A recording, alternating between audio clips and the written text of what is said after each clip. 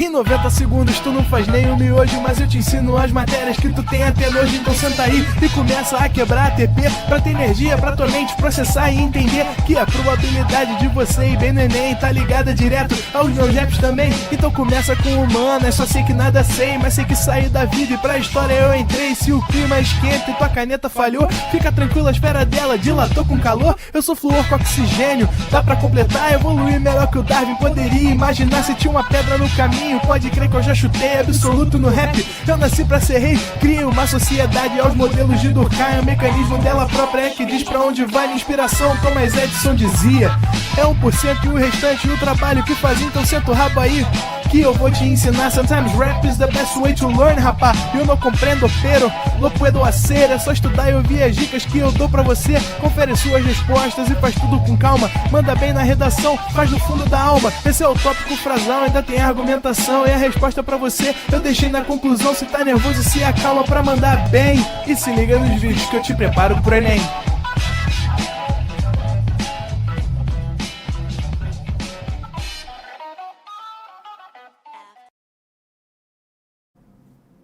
Estamos ao vivo, estamos de volta, Leandrinho? É isso, meu diretor. Muito boa noite, galera que já estava aí. Muito boa noite para quem chegou agora. Eu me chamo Leandro Almeida e agora vamos continuar falando sobre relevo. Lembrando que na semana passada a gente falou sobre os agentes internos de formação do relevo. Hoje falaremos sobre o intemperismo, sobre a erosão e também sobre o relevo brasileiro, além de eu poder te falar um pouco também sobre características e diferenças entre algumas formas de relevo. Já adianto uma coisa, é pá de slides, hein? É muito mesmo grande a quantidade de slides que eu vou te mostrar, porque eu tenho que te mostrar muitas imagens, é a grande vantagem, né, de um slide. Então, coisa para copiar mesmo, você vai ter em 4 slides, os 2 resumões do final, mais 2 no meio do caminho, que eu vou te dizer quais são. Mas fica ligado nas imagens e na explicação sobre elas, que eu tenho certeza que você vai entender bem. Ah, e vou tentar terminar no horário também, né? Porque a última aula a gente teve que passar um pouquinho do horário, porque o assunto é gigantesco, atual, cheio de detalhes, e mesmo resumindo ao máximo, não tem como. Acaba que ele fica mais extenso do que o tempo nos permite. Porém, prometo esforçar para acabar essa aula de agora no horário, quem sabe, um pouquinho antes. Vamos lá? Seguinte, na semana passada a gente falou sobre deriva continental, tectonismo, abalos sísmicos e vulcanismo. E eu disse a vocês que o movimento dos continentes, a deriva continental, é o resultado da ação dos agentes internos. O tectonismo, através da orogênese e a hiperogênese, os abalos sísmicos, que podem ser do tipo terremoto ou maremoto, e o vulcanismo, responsável pela ocorrência de erupções vulcânicas, pela formação de vulcões ou de outros fenômenos menos famosos, como a criação de geysers, que funcionam como se fossem vulcões d'água. Hoje falaremos sobre intemperismo e erosão, que são os 2 agentes exógenos do relevo, as forças que agem a partir do exterior do nosso planeta, da superfície terrestre, tipos de relevo e relevos do Brasil. Eu quero começar pedindo para vocês tentarem pensar comigo na diferença entre o que é um fenômeno físico e um fenômeno químico. Meu diretor, você consegue botar o chat da aula de hoje ali? Porque eu acho que aquele é o da aula passada, né? Acho que sim. Valeu. E enquanto o Renan ajusta ali para mim, eu quero que você pense comigo, olhando para essa imagem, repara. Ebulição da água, vidro quebrado, fundição de um metal, tudo isso é o nome que eu dou para exemplos de fenômenos físicos. Enquanto a combustão, a ferrugem, o apodrecimento de uma fruta são exemplos de fenômenos químicos que mudam as propriedades daquele material. E aí, eu vou pedir a vocês que pensem em 2 exemplos. O primeiro é o de uma pedra de gelo. Imagina o seguinte, que eu aqui com a minha garrafa d'água, que eu quase não bebi, inclusive, na aula anterior, né? Porque fiquei falando... O quê? Tá um pouco lento sem o café hoje. Faz sentido, né? Tô sem o doping. Hoje, se fizerem o antidoping em mim, eu passo na boa. Agora, habitualmente, passo não. Vai dar lá, ó, cafeína estourando. Então, pensando no caso aqui, ó, da minha aguinha, não tá muito gelada. Porque de propósito eu peguei água menos gelada para poder degradar menos a garganta, né? Mas caso eu queira gelar essa água, peguei o copo, botei a água e vou colocar dentro desse copo com água uma pedra de gelo. Ou então, melhor ainda, imagine que estou aqui eu com o meu tradicional galão de café e que ele está quente, mas que eu quero tomar um café gelado. Café gelado artesanal, feito na hora aqui. Eu pego o meu café quente, pegando fogo, recém-feito, e jogo uma pedra de gelo dentro. O que é que você acha que vai acontecer com essa pedra de gelo? Me diz aí, eu quero ler de vocês no chat. O que é que vai acontecer com a pedra de gelo assim que eu colocá-la dentro desse copo, ou melhor, desse galão, dessa xícara, deste pote, desse recipiente de café?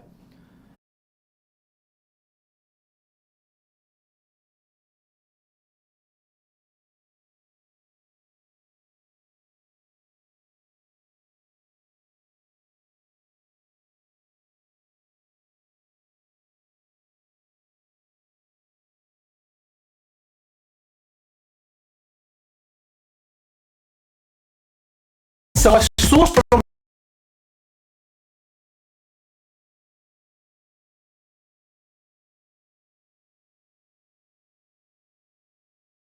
Izei, derrete?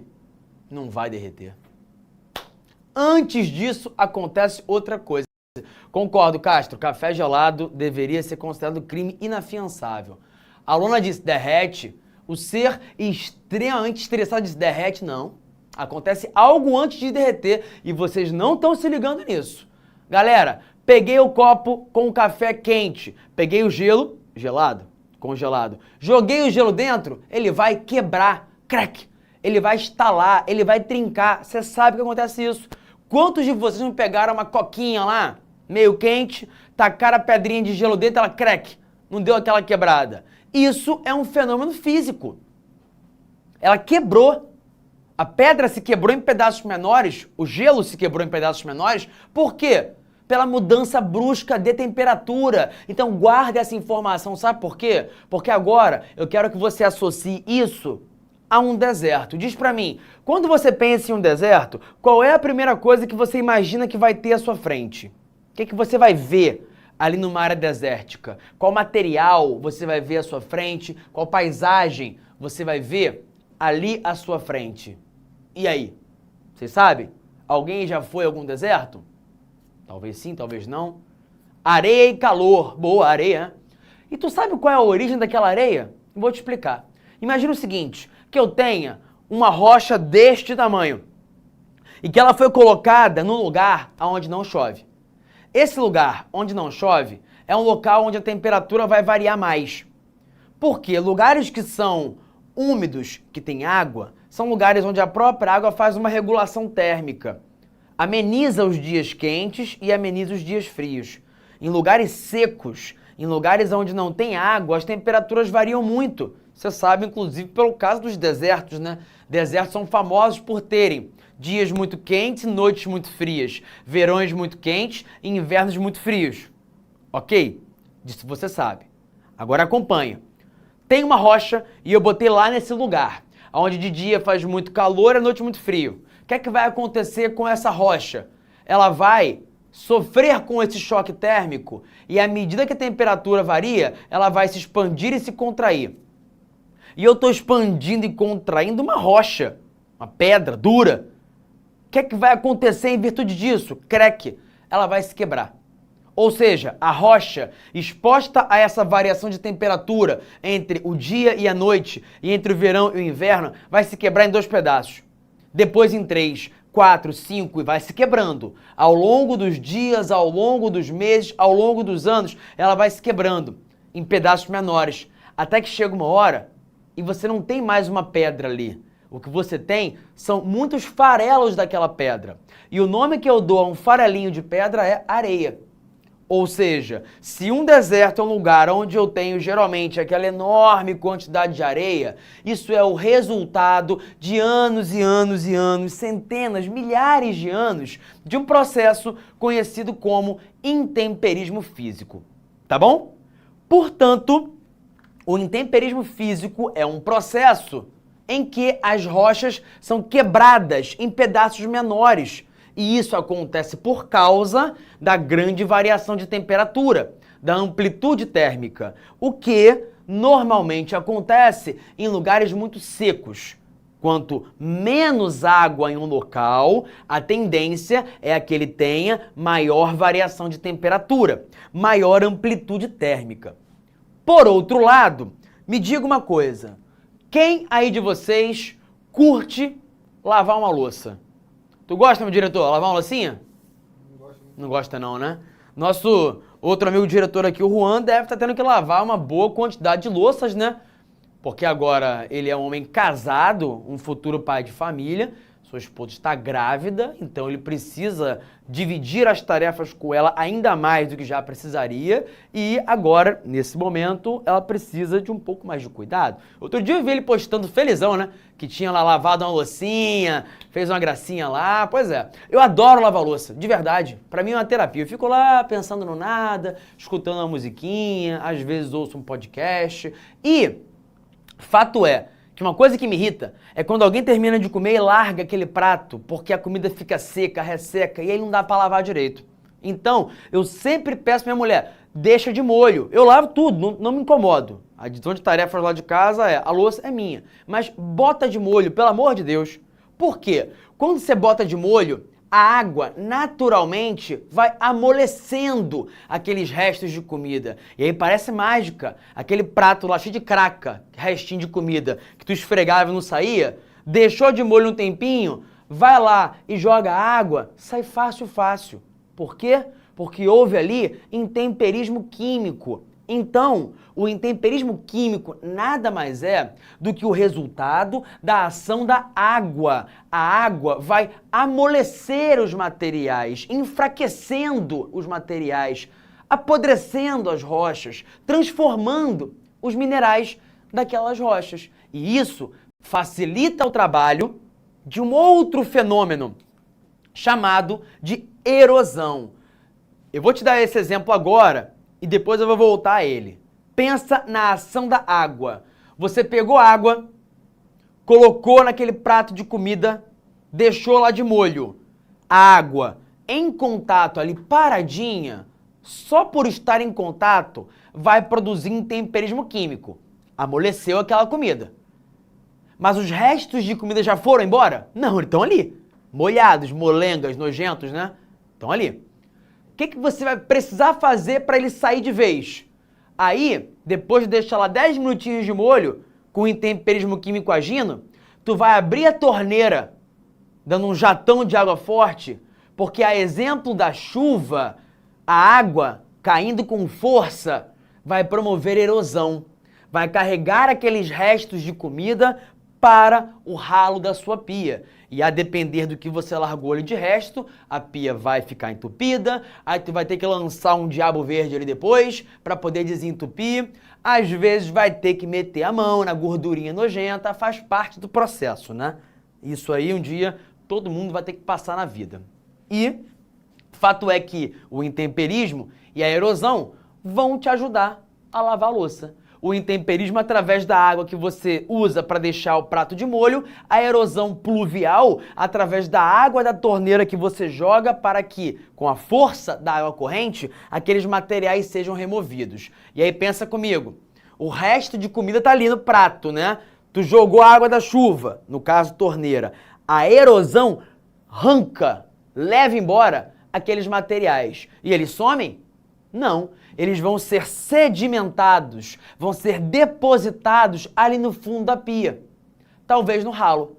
Então, a erosão sempre transporta as coisas, tirando de um lugar e colocando em outro.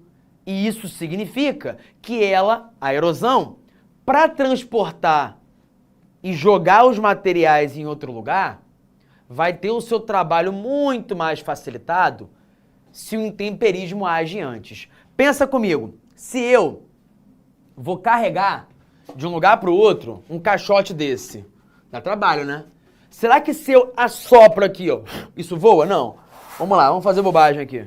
Vou pegar uma tampa pequenininha, ó, vou botar aqui em cima. Você acha que eu consigo, assoprando, empurrar essa tampa? Eu acho que sim. Vou ficar um pouco constrangido se eu não conseguir. Acho que vai rolar, né? Vamos ver. Ah, tô bravo, né? Agora, isso aqui, tu acha que eu assoprando consigo derrubar? Espero que não, né? Senão eu vou fazer uma cagalhada aqui, né? Não consigo, porque é maior, é mais pesado. Pensa nas rochas na natureza. Rochas muito grandes são mais pesadas, mais difíceis de serem carregadas. As rochas menores, igual aquela tampinha, são mais fáceis de serem levadas pela chuva, por um rio, pelo vento. Ou seja, quanto mais o intemperismo físico quebra as pedras em pedaços menores, ele facilita o trabalho da erosão. Quanto mais o intemperismo químico amolece aquelas rochas, ele facilita o trabalho da erosão. E tem ainda o intemperismo biológico. É fácil entender, olha aqui, ó. As árvores possuem raízes. Quando elas vão penetrando no solo, nas rochas, elas conseguem quebrar as rochas. É uma quebra. É um processo físico, mas feito por um ser vivo. Então eu chamo de intemperismo biológico, tá bom? Ou seja, o intemperismo biológico é o intemperismo, seja ele físico ou químico, feito por um ser vivo que não o ser humano. Quando a ação é do ser humano, eu chamo de ação antrópica, é uma outra coisa. Mas se for uma árvore, se for algum animal, um micro-organismo, aí eu vou dizer que é intemperismo biológico, tá bom? Agora, olha uma coisa que eu pus aqui. Intemperismo físico produz relevos abruptos, químico, relevos arredondados. Vamos ver? Olha só. Se o lugar for muito chuvoso, muito úmido, a água vai amolecendo e arredondando os materiais. Agora, se o lugar é muito seco, a falta de água não permite que haja esse arredondamento. Esse lugar aqui representa uma área seca com grande amplitude térmica, onde a mudança de temperatura provoca intemperismo físico, quebrando a rocha em pedaços menores. Aqui, uma área úmida, em que pela ação da água, o intemperismo é químico, o que vai aos poucos arredondando os materiais. Agora, dá para ter intemperismo físico também de um outro jeitinho. Olha aqui, imagina que eu tenho um lugar em que as rochas têm algumas rachaduras e a água infiltra ali. Aquela água, ao se infiltrar, pode congelar e aí ela vai se expandir, levando os materiais que estão em volta a se quebrarem.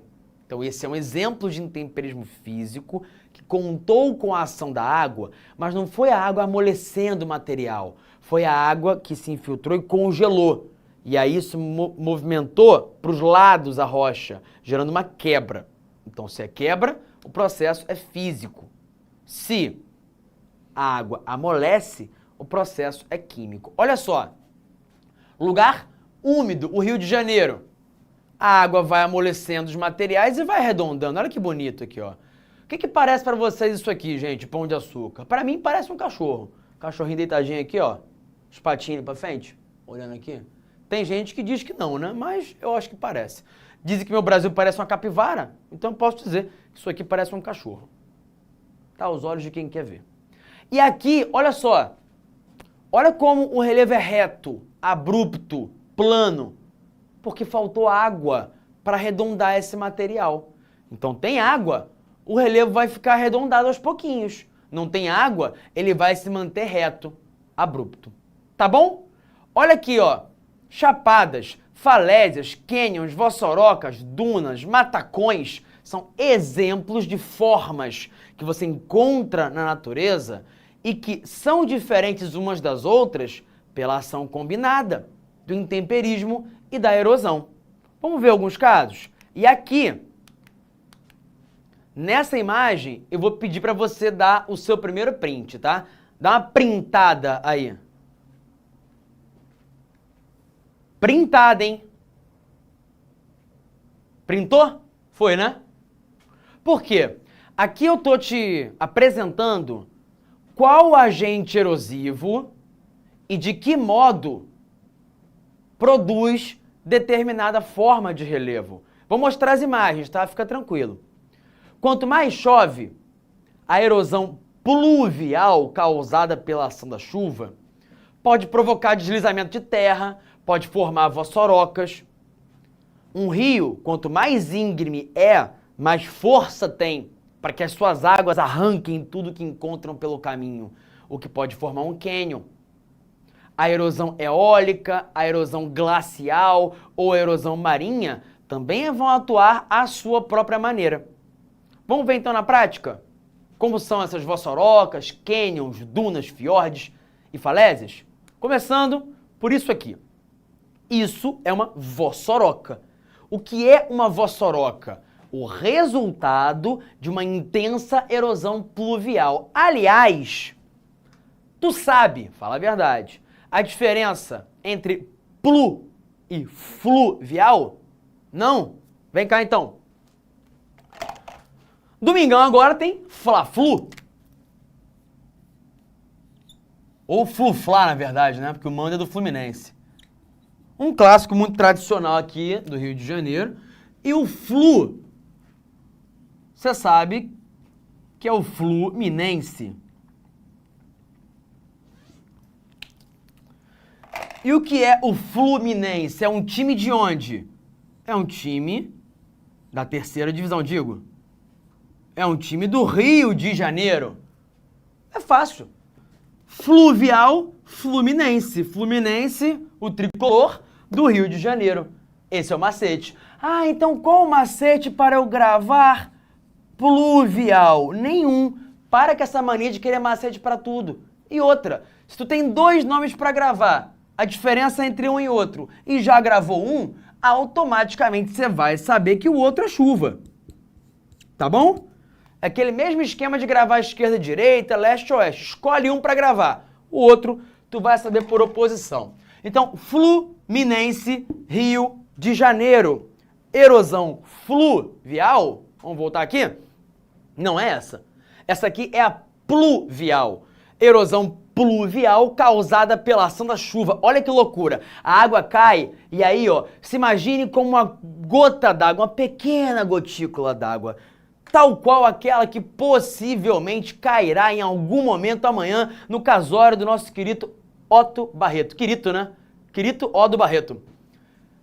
Imagine-se, agora, você, uma pequena gotícula d'água, do céu, lá da nuvem, olhando o Otto lá chegando no altar. Aí tu pensa, quero participar. O que você faz? Se joga. E aí tu vai, você, pequena gota d'água.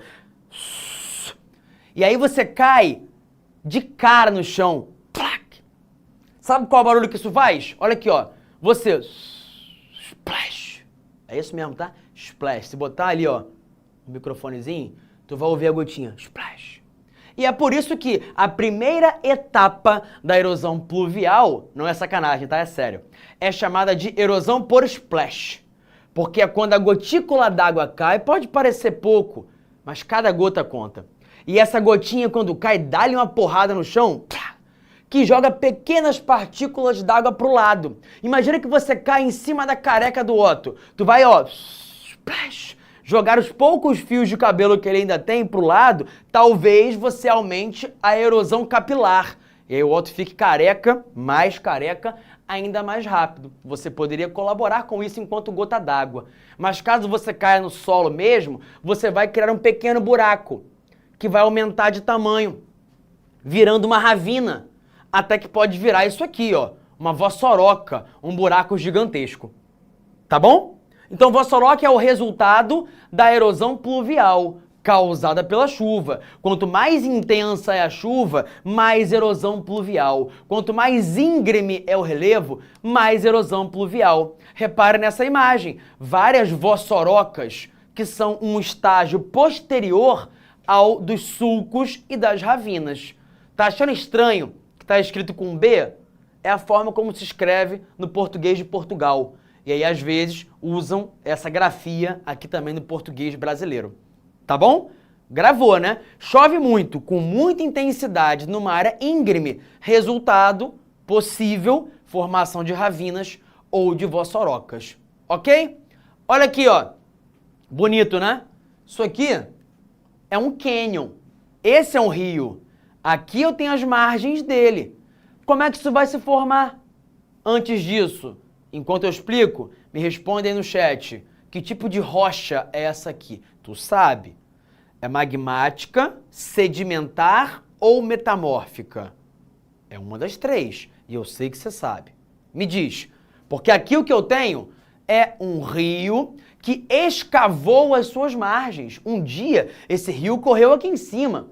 E a força das águas dele foi cavando fundo, cavando, até que formou essa garganta, a qual a gente chama de cânion. Um cânion é, portanto, o resultado, boa, mandaram bem, hein? Sedimentar, porque olha as camadas, são várias camadas de sedimentos depositados uns sobre os outros, consolidados e transformados em rocha. Boa. Aliás, você sabe, rochas sedimentares são meio vagabundas, né? E aí, o rio que escavou o próprio fundo teve mais facilidade para fazer isso porque essa rocha é de má qualidade, uma rocha sedimentar. Esse ali é, portanto, um cânion, resultado da erosão fluvial, que também pode formar uma cachoeira. Olha que beleza! Quem aí gosta já foi a uma cachoeira? Aqui no Rio tem várias. Olha para essa imagem. O rio tá lá correndo de boa, e aí ele passa sobre uma parte do seu leito que tem uma rocha frágil. E as suas águas vão escavando aquele pedaço, até que se forma um desnível entre uma e a outra parte do rio, o que gera uma queda d'água, a qual você vai chamar de cachoeira. Cachoeiras são, portanto, o resultado também da erosão fluvial. Os rios podem formar naturalmente cachoeiras ou cânions. Podem também formar isso aqui, olha que esquisito, esse buraco arredondado, uma marmita. Por quê? Os pequenos sedimentos do fundo de um rio são empurrados pela água, mas não tem força o bastante para irem muito para frente. E aí eles vão e dão uma giradinha. Essa giradinha, aqui ó, vou lançar essa amanhã, hein, no casório do outro. Vão fazer um pequeno buraco que vai se aprofundando até que vira o que eu chamo de marmita. Isso também é o resultado da erosão fluvial. Então, olhem, vossoroca, culpa da chuva. Cânion, culpa dos rios. Guardou? Acho que sim, né? Agora, olha que beleza. Quem será que sabe aí do chat que lugar é esse? Será que é a Turquia? Tem uma galera que diz que sim, mas não. Isso aqui, ó, Brasil. Aí, ó, vocês zoaram que eu tava muito lento, né? Tô aqui, ó, me dopando de água.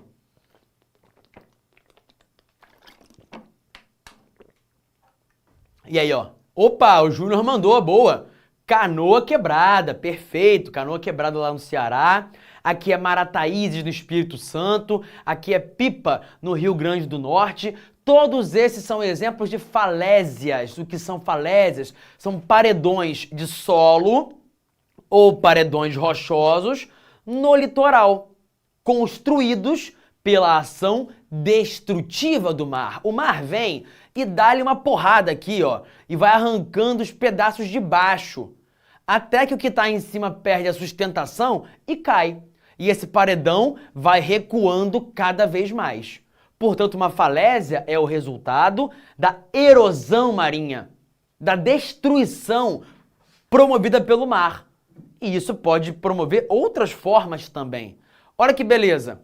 Uma rocha litorânea que foi atingida sequencialmente pela água do mar, em rochas com resistência diferencial, As mais duras ficaram um pouquinho mais de tempo, as mais frágeis quebraram e foram embora. Sobrou isso aqui, um arco.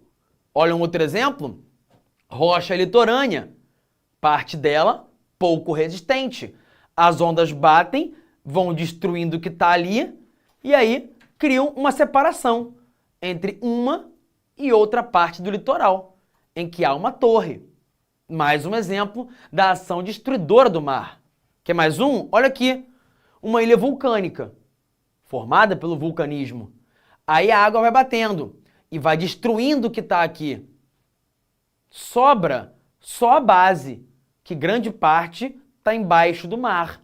Resultado, visto de cima, um atol. Todos esses são exemplos de como é que o mar destrói as coisas, erode. Mas ele também forma, cria, sedimenta. A areia que ele arranca de alguns lugares, ele pode jogar em outros, formando cordões arenosos, que eu posso chamar de restinga ou de praia, dependendo do formato. A ação do mar também pode ser construtora. Se eu for jogando aos poucos vários sedimentos que criam um cordão em que as ondas não passam mais, e isso gera uma restinga, que pode se fechar e virar um lago. O mar constrói e destrói. E aqui eu tenho um exemplo da geomorfologia litorânea. Dá um print nessa imagem aqui, por favor. Vou contar até 3, hein? 1, 2, 3. Por quê eu pedi um print dessa imagem? Para você lembrar dos vários exemplos de formas litorâneas construídas ou destruídas pela ação marinha. Onde que o mar destruiu aqui? Na falésia, no arco, na torre. Onde que ele construiu? Na praia, na lagoa, na barra, na restinga. Entendido? Agora, olha para isso aqui, que beleza. É uma árvore de pedra.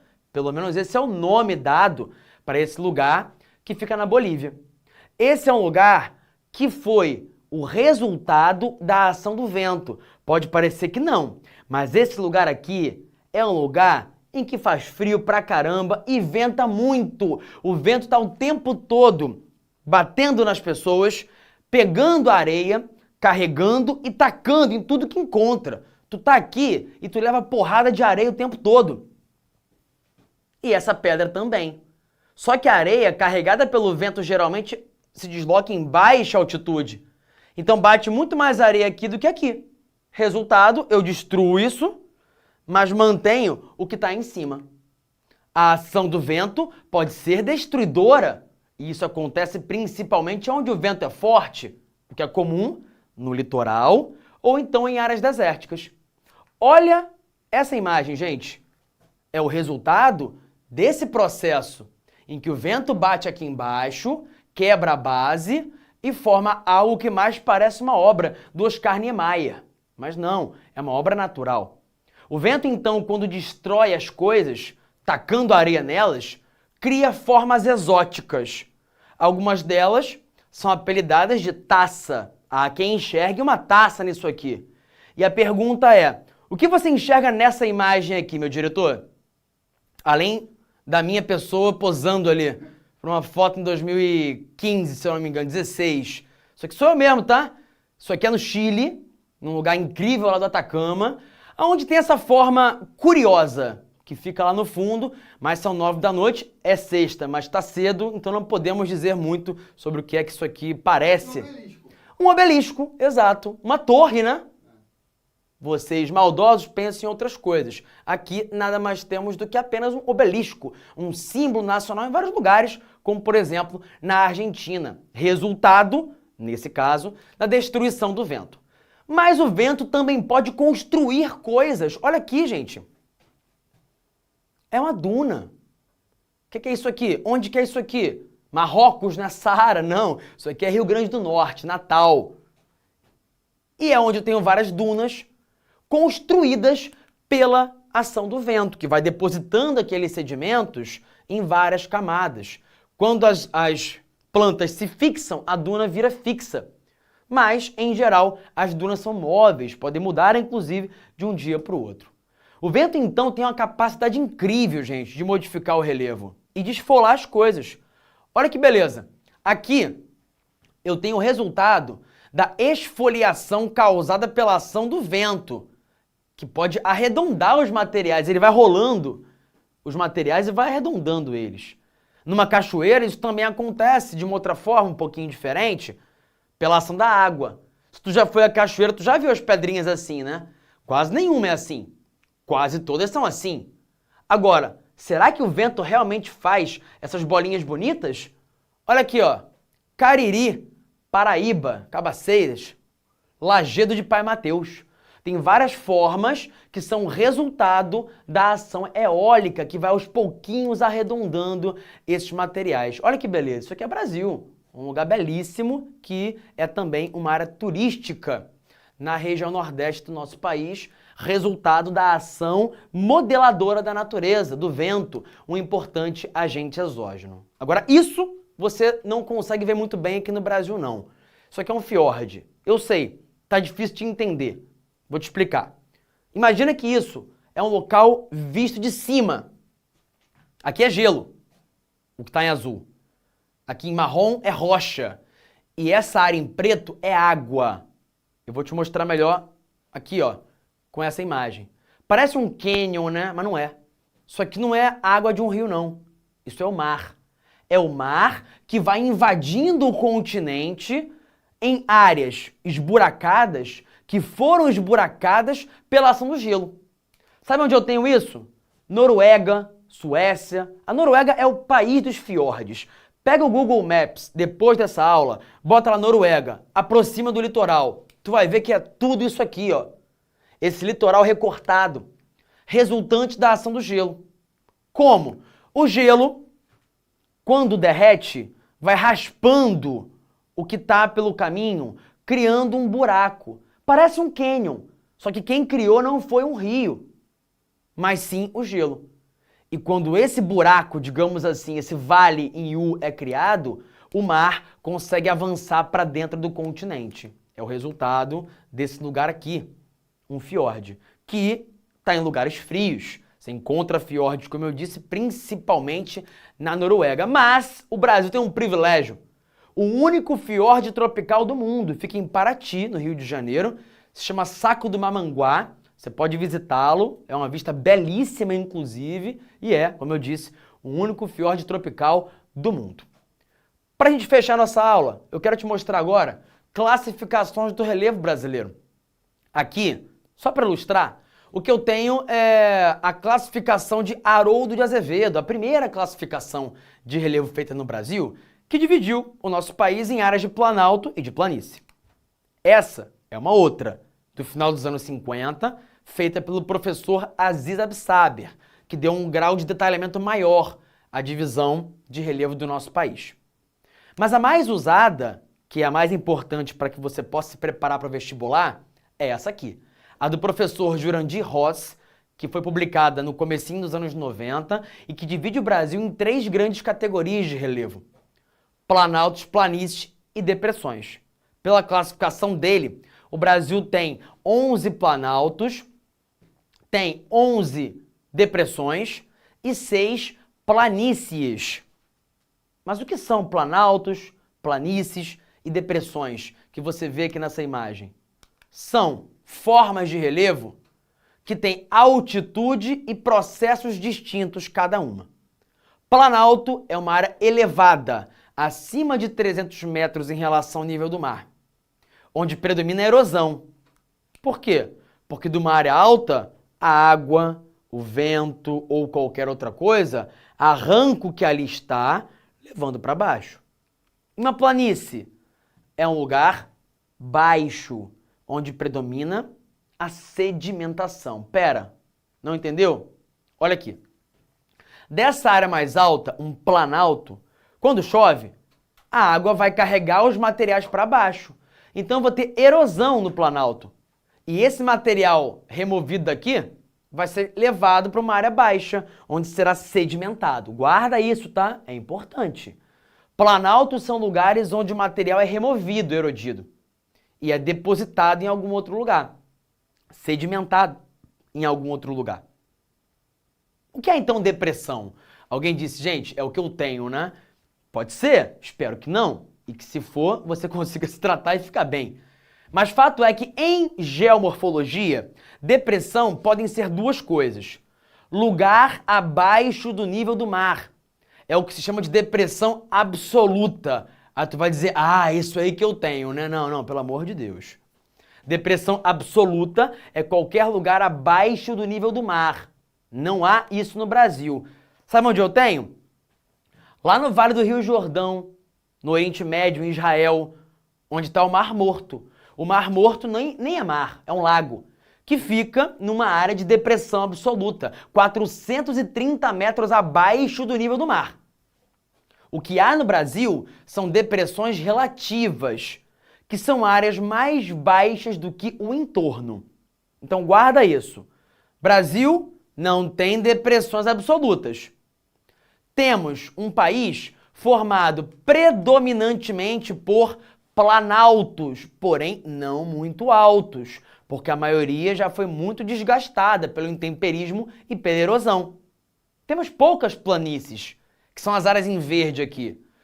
Planície litorânea, planície amazônica, planície do Pantanal, não muito mais do que isso. E temos algumas áreas de depressão, todas elas depressões relativas, que ficam em geral entre 100 e 500 metros de altitude, mas que se diferenciam de outros lugares porque são mais baixas que o entorno. Olha aqui, ó. Planalto, planície. Planalto, planície. Cadê a depressão relativa?